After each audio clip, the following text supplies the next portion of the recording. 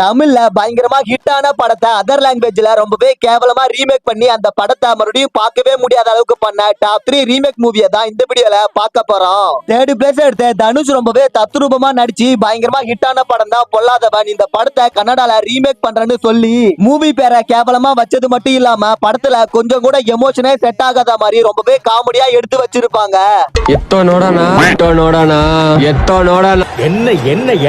Second place எடுத்த சிம்புவும் த்ரிஷாவும் பயங்கரமா நடிச்சு காலத்துக்கு நின்னு பேசின படம் தான் வினை தாண்டி வருவாயா.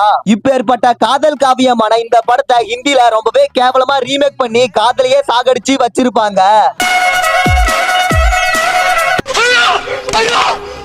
ஃபர்ஸ்ட் பிளேஸ் எடுத்த சசிகுமார் நட்பையும் காதலையும் மையமா கொண்டு நடிச்சு பயங்கரமா ஹிட்டான படம் தான் சுந்தர பாண்டியன். இந்த படத்தோட தெலுங்கு ரீமேக் போஸ்டரை அவர்கிட்ட காமிச்சிருப்பாங்க. அதுக்கு அவர் எப்படி ரியாக்ட் பண்ணாருன்னு நீங்களே பாருங்க.